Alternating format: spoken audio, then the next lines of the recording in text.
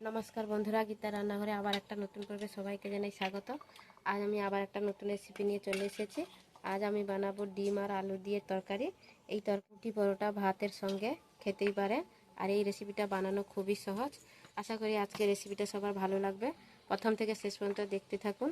তো আমি ডিমের রেসিপিটা শুরু করে দিই। ডিম আলু তরকারির জন্য এখানে আমি 4টা আলু নিয়েছি, খোসা সমেত কেটে নেব ছোটো ছোটো করে। এইভাবে আলুটাকে আগে থেকে ধুয়ে রেখেছি, আলুটাকে কেটে নিয়েছি। আলুটাকে আমি সেদ্ধ করে নেব। উনুন ধরে কড়াই বসিয়ে দিলাম। কড়াইতে জল দিয়ে দেবো আলু সেদ্ধ করার জন্য। পরিমাণ মতো জল দিয়ে দিলাম। ধুয়ে কেটে রাখা আলুগুলো দিয়ে দেবো।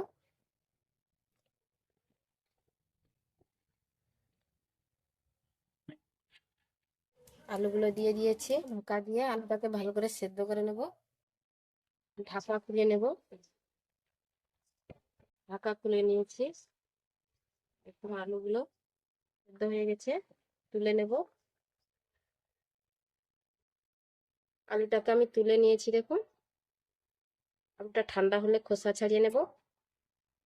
ততক্ষণে আমি এখানে দেখুন আদা, রসুন, পেঁয়াজ, কাঁচা লঙ্কা, টমেটো নিয়েছি। টমেটো, কাঁচা লঙ্কা, পেঁয়াজ কেটে নেব, আর আদা রসুনটা বেটে নেব।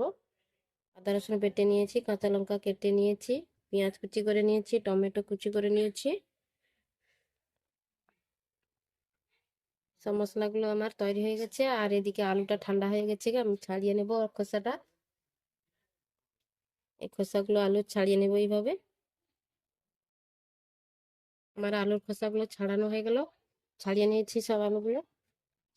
এখানে আমি দুটো ডিম নিয়েছি, এই ডিম দুটোকে আগে ফাটিয়ে নেব। একটা বাটি নিয়েছি, বাটিতে আমি ডিমগুলো ফাটিয়ে নেব।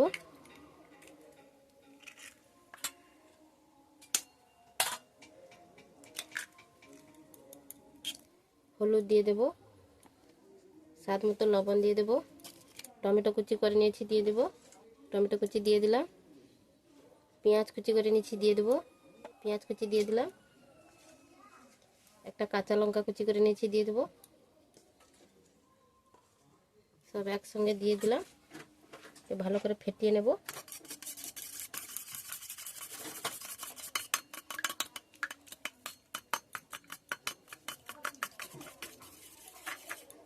ফেটিয়ে নিয়েছি। কড়াই ধুয়ে নিয়েছি, ধুয়ে বসিয়ে দিয়েছি। তেল দিয়ে দেব।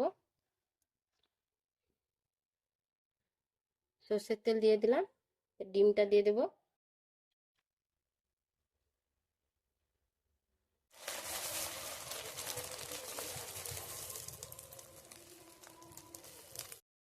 ডিমটা একদিকে হয়ে গেছে, উল্টে নেব।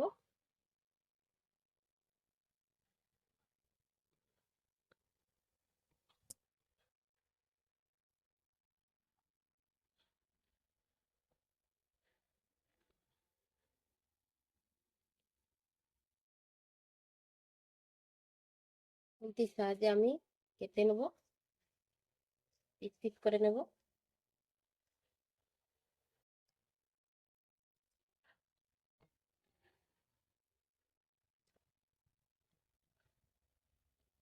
উল্টে দিলাম আবারও। উল্টে পাল্টে আমি ডিমগুলোকে ভেজে নিয়েছি, তুলে নেব।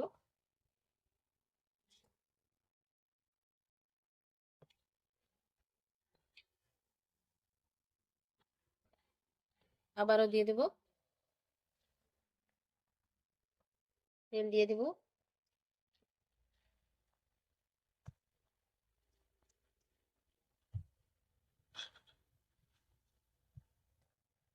উল্টে দিলাম, আবারও কেটে নেব।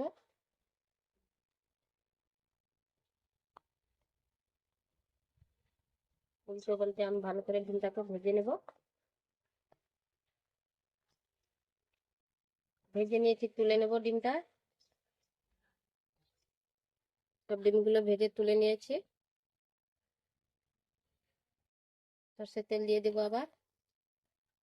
তেজপাতা দিয়ে দেবো ফোড়নে। জিরে দিয়ে দিলাম, গোটা জিরে। ফোড়নটা একটু নেড়ে নিয়েছি। পেঁয়াজ কুচি দিয়ে দেবো।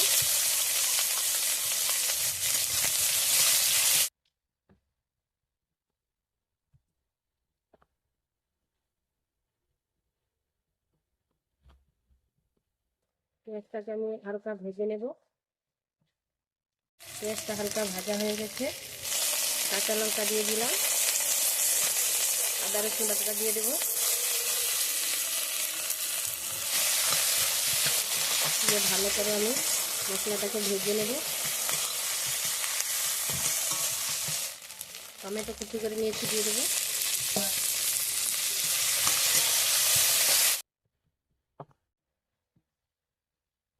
মশলাটা আমার ভাজা হয়ে গেছে, আলুগুলোকে আমি ম্যাশ করে দিয়ে দেবো। এই আলুগুলোকে আমি হাতে এইভাবে ম্যাশ করে নেব, একটু ভেঙে ভেঙে দিয়ে দেবো এইভাবে।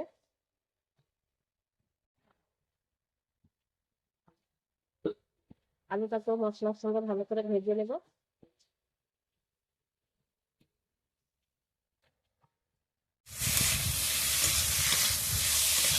লবণ দিয়ে দেবো, আলু সেদ্ধ করার সময় আমি লবণ দিইনি, তাই স্বাদ মতো লবণ দিয়ে দেবো। আর একটু দিয়ে দিলাম, হলুদ গুঁড়ো দিয়ে দেবো পরিমাণ মতো। ভালো করে আলুটাকে আমি ভেজে নেব।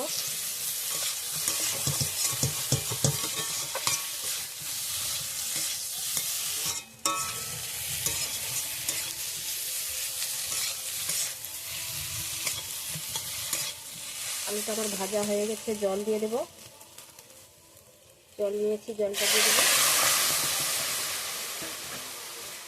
জল দিয়ে দিলাম।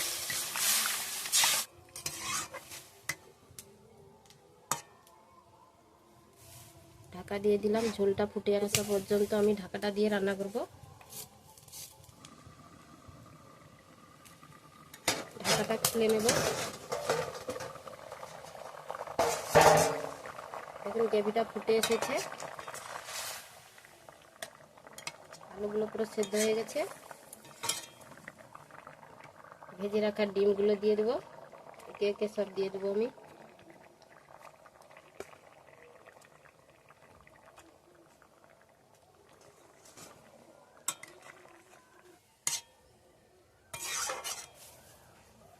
ডিমগুলো সব দিয়ে দিলাম। কেশরি মেথি নিয়েছি, এই কেশরি মেথিটা আমি দিয়ে দেবো। উপর থেকে আমি কেশরি মেথিটা দিয়ে দিলাম। গরম মশলা গুঁড়ো দিয়ে দেবো উপর থেকে, দিয়ে দিলাম। অল্প করে চিনি দিয়ে দেবো উপর থেকে। সব মশলা দিয়ে দিয়েছি, একটু নাড়িয়ে নেব।